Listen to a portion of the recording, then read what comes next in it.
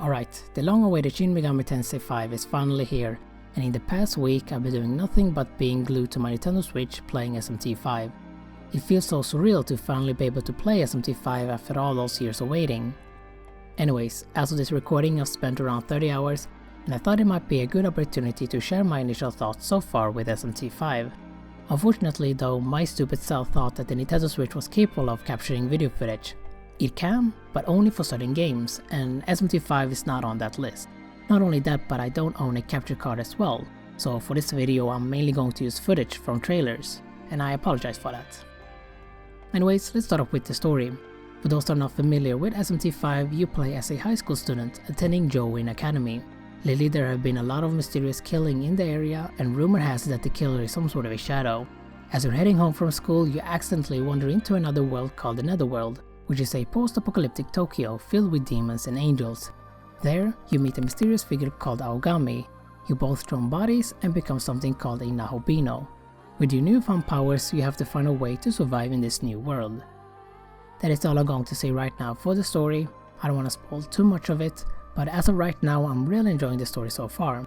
I found the mystery behind the Netherworld and its connection to Tokyo to be really interesting, and the same thing can be said about the war between demons and angels, as well as Aogami. Like, who is Aogami? Why is he helping you, and what role does your character play in all of this? I find all of that to be really interesting. Obviously there are some themes and aesthetics that are quite reminiscent of Nocturne, but as you progress further into the game you'll notice that it is its own thing and not just a copy and paste of Nocturne. Alright, that out of the way, let's talk about gameplay, and holy shit, I did not expect the Netherworld to be so massive. Not only that, but this time you can actually see the demons before you're engaging with them. They're no longer weirdly pixelated or disguised as a security guard, and I find that to be really refreshing. It's like seeing demons in their natural habitat, and they all behave differently. Some demons are dangerous and will attack you, but there are also other demons that are willing to communicate with you and give out sub-quests. What I really like about SMT5 is how much emphasis they put into exploration. There is something called Mimons scattered across the Netherworld that you need to find in order to get glory points. You can also find glory points through specific treasure boxes that you can find in the Netherworld, and these glory points are mainly spent on something called miracles. Now miracles are passive abilities for the main character that can help you in and out of battle. It could range from extra skill slot to elemental proficiency. It's almost like the app system in SMT4. But the main point I'm trying to say is that you mainly need to explore the Netherworld in order to get miracles, so there are other ways to make your character stronger besides grinding battles, which is really refreshing and it gives you a reason to explore. Speaking of battles, let's talk about the combat system. Now the SMT franchise is known for its press turn battle system, and it is fully present here in SMT5.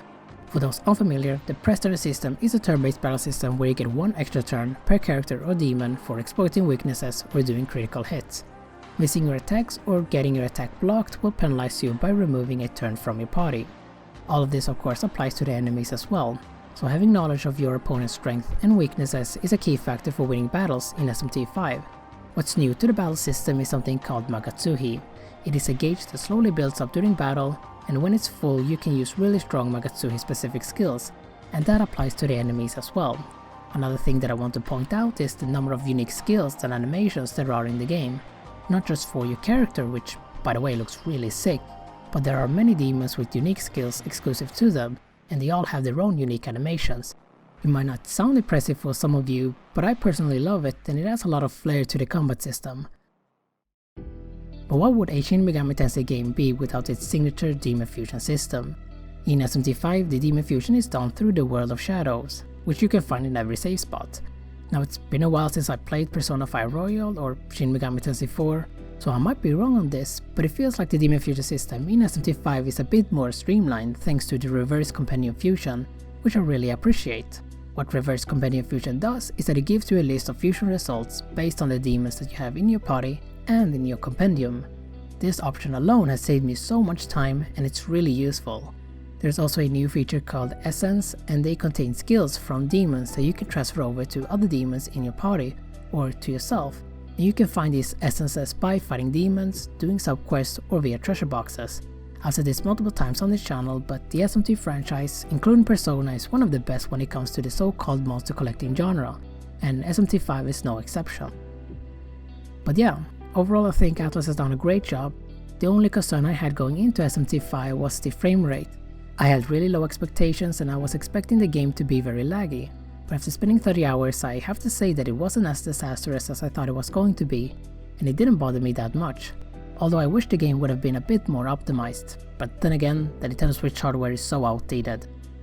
Either way, I've been having such a blast playing SMT5 and I wanna go back and play some more, so I'm gonna end it here. Sorry if this video is a bit late, I'm usually really slow whenever I'm playing JRPGs. Let me know your thoughts on SMT5 in the comment section. Thank you for watching this video. I do videos on RPGs and sometimes anime related stuff. Consider subscribing if you're interested. More videos are coming, so stay safe and I'll hopefully see you guys next time.